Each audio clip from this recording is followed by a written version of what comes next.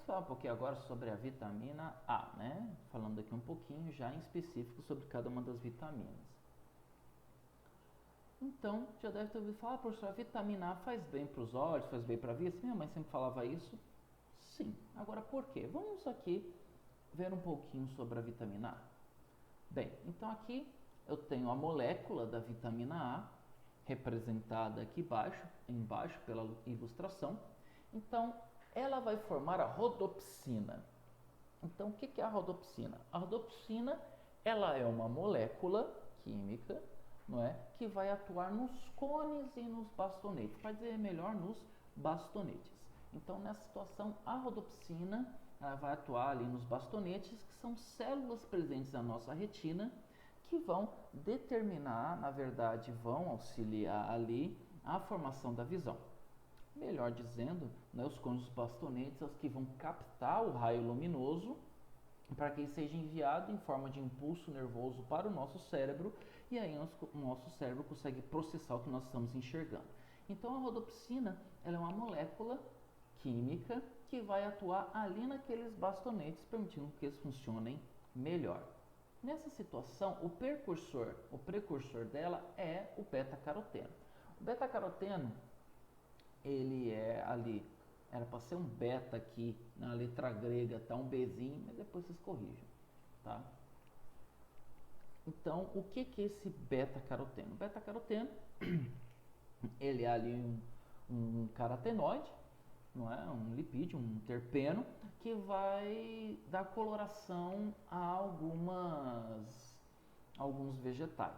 Quando nós ingerimos, o beta-caroteno ele é quebrado. Então, ali no fígado, ele é quebrado, isso é uma reação química, e essa quebra vai formar a vitamina A.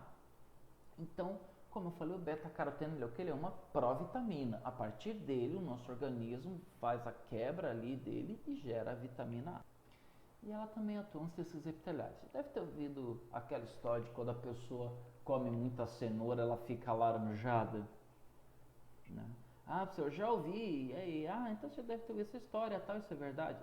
Sim, né? As pessoas, quando elas ingerem uma quantidade absurda de cenoura, a pele dela começa a ficar mais alaranjada. Teve uma vez um programa na televisão de um cara que ele comia cenoura porque ele achava que isso ia curar o problema dele. Ele comeu tanta cenoura que ele acabou ficando laranja e morreu de intoxicação por hipervitaminose. Então ela atua nos tecidos epiteliais também, né? Outra coisa, ela funciona como hormônio e pigmento fotossensível no olho. Então a vitamina A ela tem uma função bem interessante de atuar como hormônio no nosso organismo e ter essa situação de formar ali a rodopsina e algumas outras estruturas que formam esse pigmento fotossensível no olho, ajudando ali a formação da visão. Vou falar em detalhes daqui a pouquinho, né? Como fontes aqui. Então, onde que eu vou encontrar a vitamina A? Então, a vitamina A eu encontro ela em fígado, rim, na nata, na manteiga, leite integral, gema de ovo, queijo, peixes oleosos, não é? E outros lugares que eu também encontro na cenoura, abobrinha, na moranga, abóbora, batata doce, etc, né? Então, faz bem para a visão, professor? Sim, faz. Por isso que você nunca viu um coelho usando óculos, né? Porque eles comem cenoura, entendeu? Coelho usando óculos.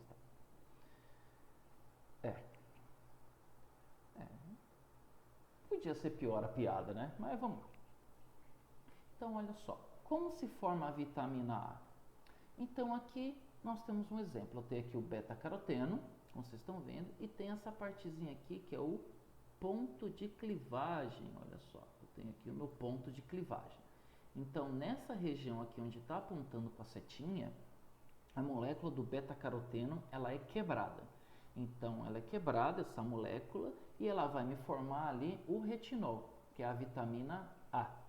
Então, a quebra do beta-caroteno, ela no nosso organismo me forma a vitamina A. Na verdade, uma molécula de beta-caroteno, ela é quebrada aqui, no meu ponto de clivagem, e ela vai me formar duas moléculas de vitamina A. Então, Nessa situação, eu tenho aqui a formação da vitamina A partir de uma provitamina, onde um beta-caroteno ele tem a sua quebra formando duas moléculas de vitamina A. Continuando aqui,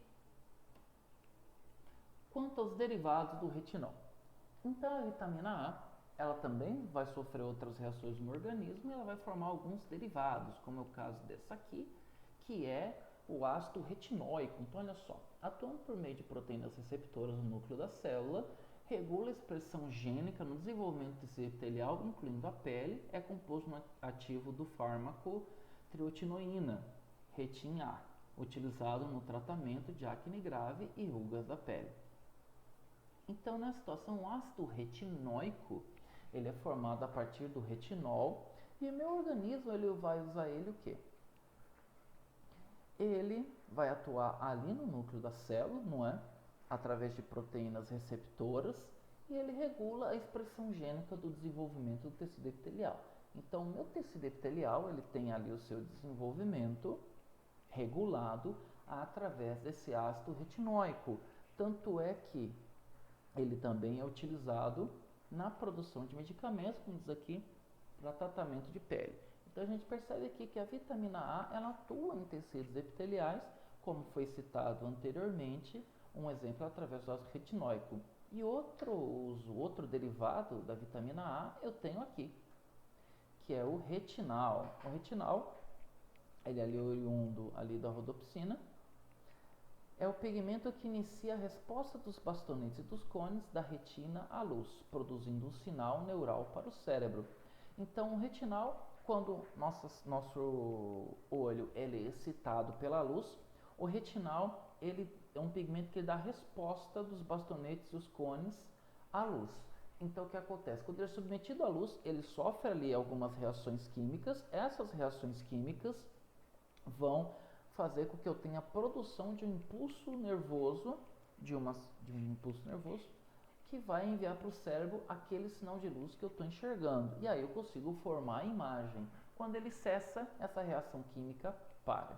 Então o retinal, ele é o pigmento que ele vai sofrer essa reação e a partir dele nós conseguimos enxergar, formar a imagem que é produzida no cérebro, né, que é interpretada pelo cérebro, melhor dizendo.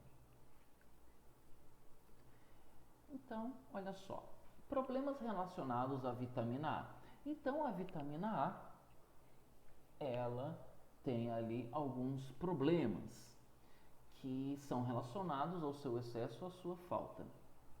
Então, em excesso. Então, o excesso de vitamina A vai fazer o quê? Vai fazer que a pessoa tenha dores nas articulações, os ossos longos acabem se afinando, ela tem perda de cabelo e icterícia. Então, a icterícia é o que vai fazer com que a pele dela fique com coloração alterada. Agora, em questão da carência, não é?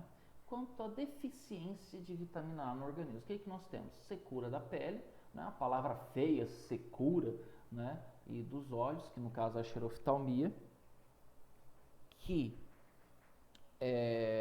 no caso acontece na córnea, não é? Que ela fica ressecada e ela tem lesões ali que podem até levar a cegueira permanente. Além disso, também você tem ali essa secura na membrana das mucosas, então ela gera esse ressecamento, não é? E você tem ali o desenvolvimento e o crescimento retardados das pessoas. Então a pessoa tem problema de crescimento e cegueira noturna. O que é essa cegueira noturna, professor? Ah, mas como assim cegueira noturna? De noite já está escuro, né? Como é que a pessoa vai enxergar? Não é bem isso. Nosso olho, ele consegue, quando está escuro, captar ali algumas fontes de luz e você consegue ter ali algumas noções quando você enxerga de noite. Então, às vezes está de noite, você tem ali alguma luzinha, você ainda consegue perceber alguma coisa no seu quarto, ou o lugar onde você está. No caso da cegueira noturna, não. Quando fica escuro, mesmo que tenha ali uma pequena fonte de luz, a pessoa não enxerga nada. Então, quando você tem ali no escuro, independentemente se tem ali uma fontezinha de luz ou não, a pessoa fica completamente cega. Por isso que eu tenho aqui a cegueira noturna. Dando continuidade, vamos falar aqui da vitamina D. Então, a vitamina D aqui, falando dela, então ela é sintetizada a partir da exposição da luz solar da radiação UV. Então a vitamina D, o nosso organismo ele consegue produzir vitamina D, né, através de provitaminas quando nós ficamos expostos ao sol, né, quando a gente fica ali expondo a nossa cutis ao sol. Gente, que houve com o sol? Calma, chocolate branco. Eu não quero que você derreta. Hasta la vista, Schwarzenegger. Contudo, não quer dizer que você tem que ficar ali assando como um frango de padaria. Não. Você tem que expor o sol em horários que são indicados, como das 6 às 10 da manhã e após as 5 horas da tarde, 5, 6 horas, não me recordo bem o horário. E aí você vai conseguir sintetizar a vitamina D de forma potencializada. Então, o nosso corpo, a partir de provitaminas, ele, da mesma forma que a vitamina A, ele consegue gerar a vitamina D. Existem dois tipos de vitamina D. A vitamina D2, que é o ergocalciferol, e a vitamina D3, que é o colecalciferol. Eles têm ali algumas diferenças, principalmente na sua origem, não é? Em questão da alimentação e da molécula que cada um é oriundo. Continuando aqui, olha só, ela regula a captação de cálcio no intestino e os níveis de cálcio no rim e nos ossos.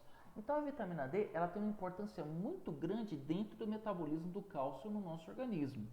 Então a vitamina D, ela vai conseguir, a ingestão dela vai potencializar a absorção ali do cálcio pelo nosso intestino. Nosso intestino, vocês sabem muito bem, ele tem a função de absorver os nutrientes da nossa alimentação, depois digeridos pelo estômago, e também o nível de cálcio nos rins e nos ossos. Então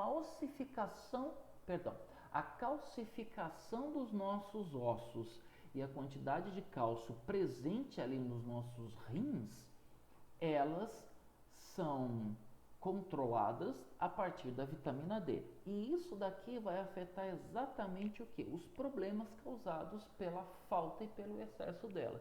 E nós já vamos discorrer sobre isso daqui a pouco. Outra coisa, ajuda no crescimento, na resistência dos ossos, dos dentes, dos músculos e dos nervos. Então, olha só, o cálcio, ele é um mineral muito importante, muito presente no nosso organismo, tanto para a estrutura dos ossos e dos dentes, como também ele participa ali nos nervos, na questão dos impulsos nervosos e também na questão dos nossos músculos, então, no processo de contração. Então, o cálcio, ele é muito importante em todas essas situações. Logo, a presença ou a ausência da vitamina D vai interferir nesses fatores também. Outra coisa, é só encontrado no leite e derivados, em margarinas que são enriquecidas, peixes gordos, peixe gordo, né, que não é só a questão daquele peixe ser muito gordo, tá, pessoal? Um peixe que tem muita gordura, né? Dos ovos, levedura de cerveja, etc. Então, ali, aquele leitinho, tal, margarinas, etc., são enriquecidos com vitamina D, ou então elas vão ter ali uma provitamina, como é o caso do ergosterol, que vai fazer com que nós consigamos sintetizar a vitamina D. Então, vamos falar um pouquinho dessa vitamina D3 aqui. Então, olha só. A vitamina D3, ela não é biologicamente ativa, mas é convertida por enzimas do rim e no fígado a 1-alfa-25-dihidroxivitamina D3, o calcitriol, hormônio que regula a captação dos ossos. Captação dos ossos não, né? A captação do cálcio no intestino e os níveis de cálcio no rins e nos ossos. Então, olha só. Então, a vitamina D3, inicialmente, ela não é biologicamente ativa. O que isso quer dizer? Quer dizer que, inicialmente, o meu organismo ele não vai utilizar ela. Mas, quando ela sofre a ação de enzimas presentes no rim e no fígado, e ela se transforma nessa nova molécula, que é 1-alfa-25-dihidroxivitamina D3, que é o calcitriol, aí é que ela vai desempenhar a sua função de captação de cálcio e etc. Então, vamos ver como isso acontece. Você tem aqui, inicialmente, a molécula de 7-desidrocolesterol.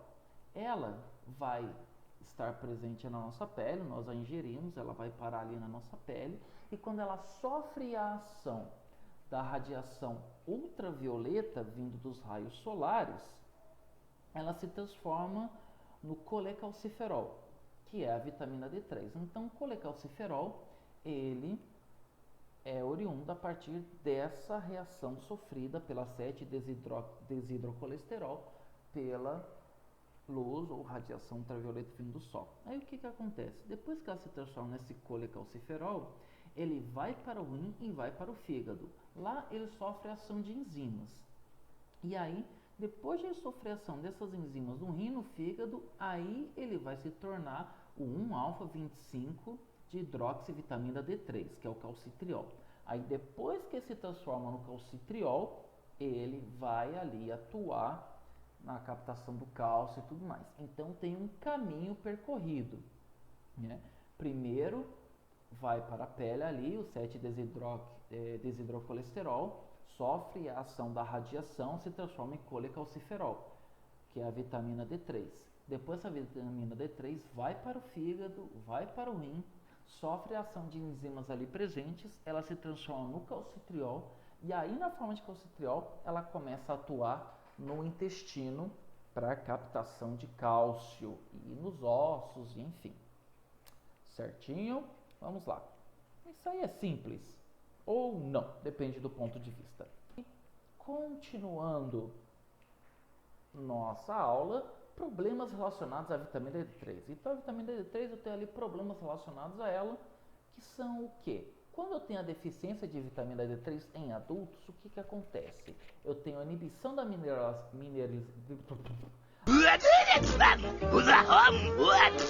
mineralização óssea, levando à osteomalácia, característica por fraqueza óssea, dor muscular e irritabilidade neuromuscular.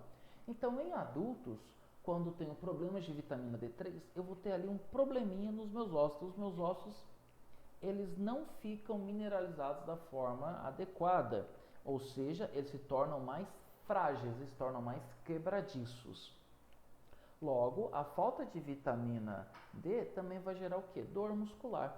Como o cálcio ele é utilizado ali no processo de contração muscular e eu não tenho a vitamina D3 para auxiliar ali no metabolismo dele, o que acontece? O meu músculo ele não vai funcionar direito. E aí eu tenho dor muscular. E outra coisa também, os nossos neurônios, o nosso sistema nervoso, ele precisa de cálcio para poder desempenhar ali as suas funções. Então, a ausência de vitamina D vai me gerar essa irritabilidade neuromuscular. O que acontece? Em crianças, além de gerar esse raquitismo, vai fazer o quê? Com que os ossos não fiquem mineralizados de forma adequada. Então, o que acontece? Você tem o osso, você tem ali, na verdade, uma cartilagem que ela vai se ossificando e formar o osso da criança. Nessa situação, se eu não tenho vitamina D, ele não ossifica de forma adequada. Então, os ossos eles ficam moles, eles ficam flexíveis. Isso gera uma série de problemas ali para a criança em desenvolvimento. Agora, tem problemas em excesso? Sim, professor, tem problemas. Olha só, hipercalciúria e aumenta a predisposição e formação de cálculos renais, calcificação de tecidos moles e endurecimento das artérias. Então, o excesso de vitamina D, ele vai fazer o quê? Que eu tenho uma hipercalciúria, ou seja, eu tenho uma grande quantidade de cálcio presente no meu organismo. Então, meu organismo ele retém uma grande quantidade de cálcio, ele não vai liberar. Isso vai me gerar o quê? Primeiro, a formação de cálculos renais. Os cálculos renais são as pedras no rim, né? Quem tem pedra no rim sabe que isso dói pra cacete. Eu tenho pedra no rim, isso dói, que é um absurdo quando gera ali a dor dos cálculos renais. Então, vai fazer com que o organismo ele retenha esse cálcio vai fazer com que eu forme pedras no rim em maior frequência, em maior quantidade. Além disso, a presença do cálcio vai calcificar tecidos moles. Então, tecidos que são mais moles, eles começam a enrijecer, como o caso também das artérias. Então, o cálcio ele começa ali a se prender nas artérias, vai fazer com que eu tenha um enrijecimento. Isso aí gera uma série de problemas. Vamos falar um pouquinho agora sobre vitamina E. A vitamina E, ela é um nome coletivo para um grupo de lipídios relacionados chamados tocoferóis. Então, Só que nós temos uma situação importante. Olha só, lembra que eu falei anteriormente que a vitamina D, as vitaminas, perdão, elas são de difícil classificação? Esse é um exemplo. A vitamina E não é só uma molécula, eu tenho várias moléculas. Então, olha só, eu tenho aqui os tocoferóis, que eu tenho o alfa-tocoferol, o beta-tocoferol, eu tenho aqui o gama-tocoferol e o delta-tocoferol.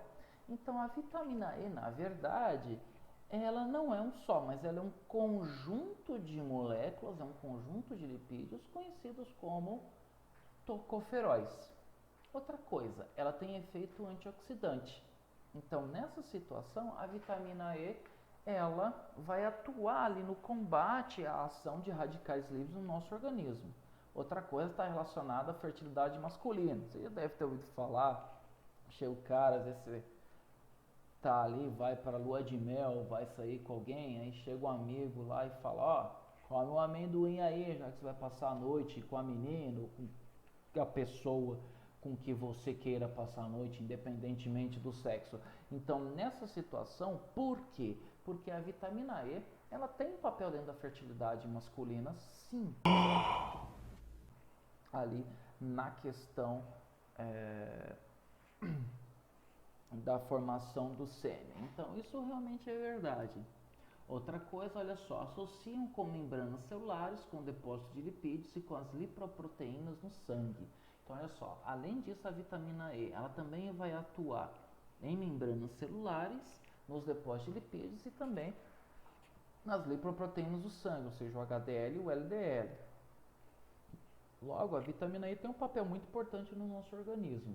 Onde ela é encontrada? Principalmente em óleos vegetais, como óleo de milho, oliva e algodão, nozes, amêndoas, avelã, germe de trigo, abacate, batata doce, vegetais verdes e nas frutas. E, como eu já citei, o amendoim, que ele é extremamente importante, ele é extremamente conhecido pela presença de vitamina E e também é muito gostoso, não é? Então, se você vai casar e vai para a lua de mel, leve um saco de amendoim.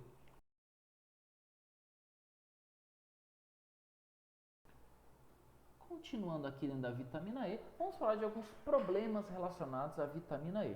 Então, o excesso e a falta de vitamina E pode causar o que no organismo?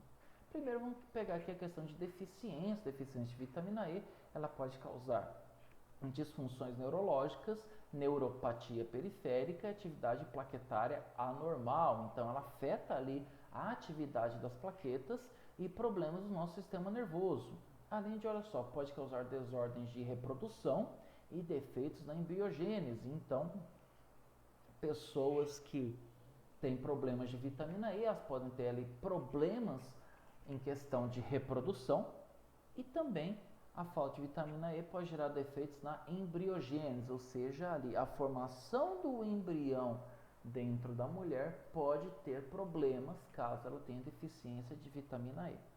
Uma coisa interessante é o seguinte, você não tem ali uma toxicidade conhecida pelo excesso de vitamina E. Então, a vitamina E, o excesso dela, ela não tem ainda uma toxicidade que seja conhecida ou descrita cientificamente. Pelo menos eu não vi nenhuma das minhas leituras, né?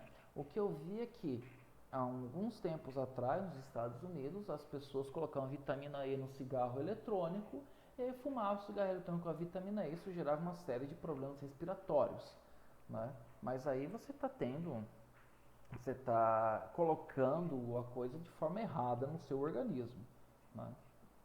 Bem, e óbvio que vai gerar problemas. Agora sim, bem, continuando aqui, ainda tem mais uma coisinha aqui, ó. Animais de laboratório alimentados com dietas deficientes em vitamina E desenvolvem pele escamosa, fraqueza muscular e esterilidade. Então aqui, a maioria dos estudos são feitos com animais de laboratório e percebeu-se que eles ficavam com pele escamosa, com fraqueza muscular e esterilidade na ausência de vitamina E, o que tem relação com o que foi citado anteriormente quanto à questão de problemas de reprodução, né? Por isso, pessoal, manda bala aí no amendoim, né? Então, continuando aqui, não é? O nosso escrutínio dentro das vitaminas.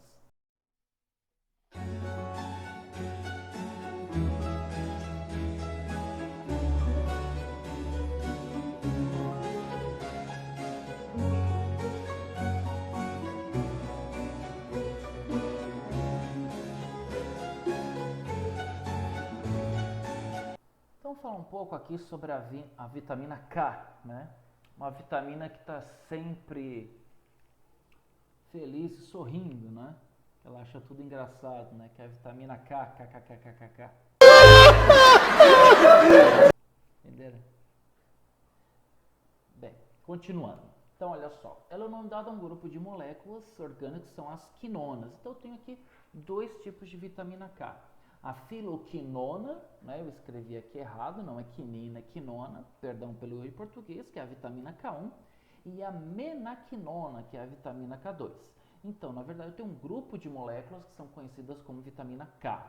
Ela pertence à classe dos hidrocarbonetos policíclicos aromáticos oxigenados. Então, a filoquinina e a filoquinona, e a menaquinona, elas pertencem a essa classe de hidrocarbonetos aqui, justamente por causa das suas características policíclicos aromáticos oxigenados, ou seja, você tem ali vários anéis de benzeno ligados uns aos outros e alguns oxigênios ligados a ele.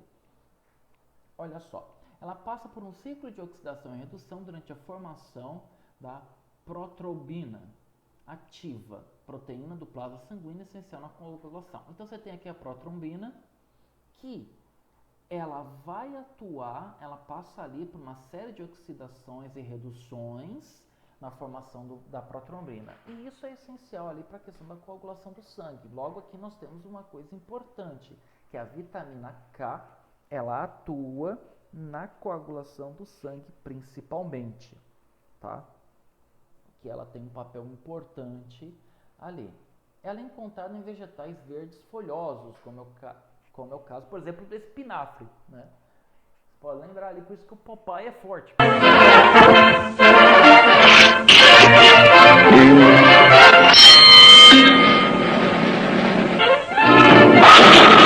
Porque ele come espinafre, então ele tem muita vitamina K no organismo.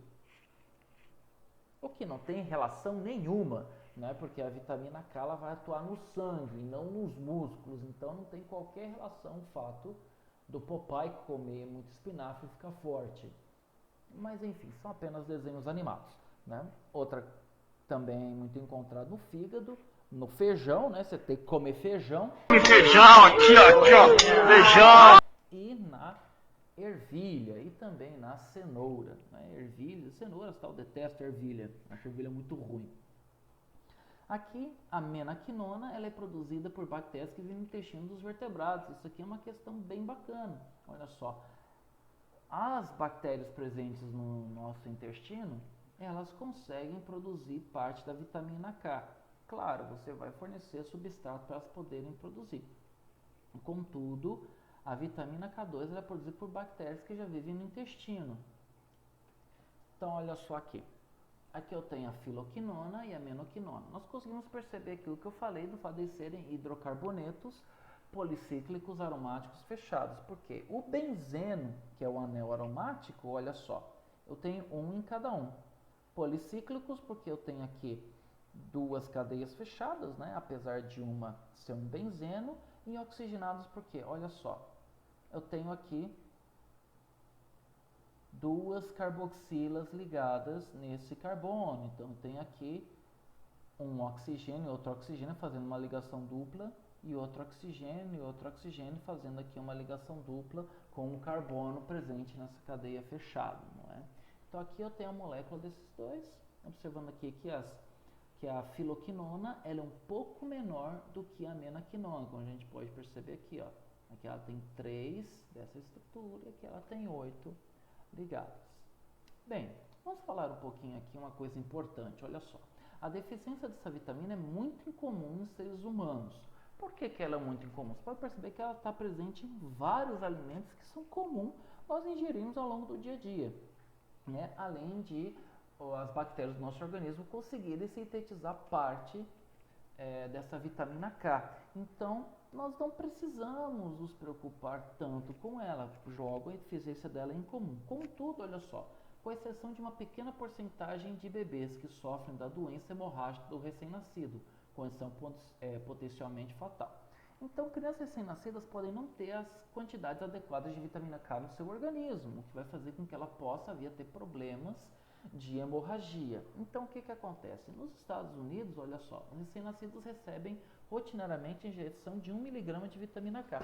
Então, para poder prevenir esse problema, lá nos USA, né, dos United States of America, eles injetam ali 1 grama de vitamina K nas crianças para poder resolver esse problema. Então, vamos falar aqui um pouquinho sobre problemas relacionados. Lembrando que problemas de vitamina K, a sua ausência são muito raros, contudo, caso eles aconteçam. Olha só, a pessoa tem tendência a hemorragias e problemas de coagulação. Então, a falta de vitamina K, por ela estar associada principalmente à coagulação do sangue, como eu já citei, a vitamina K ela é um componente extremamente importante dentro do processo de coagulação do sangue. Problemas relacionados a ela vão fazer com que a pessoa tenha tendências a hemorragias ou a problemas de coagulação na sua deficiência. E no seu excesso, não há relatos em literatura. Então, quando você pega ali literatura, você não tem muitos relatos que falam sobre os problemas do excesso de vitamina K. Né? Continuando aqui. A não ser que você seja o Popeye, né? Que aí o excesso vai fazer com que você fique com os músculos inchando. Mas aí você tem que comer espinafre pelo cachimbo.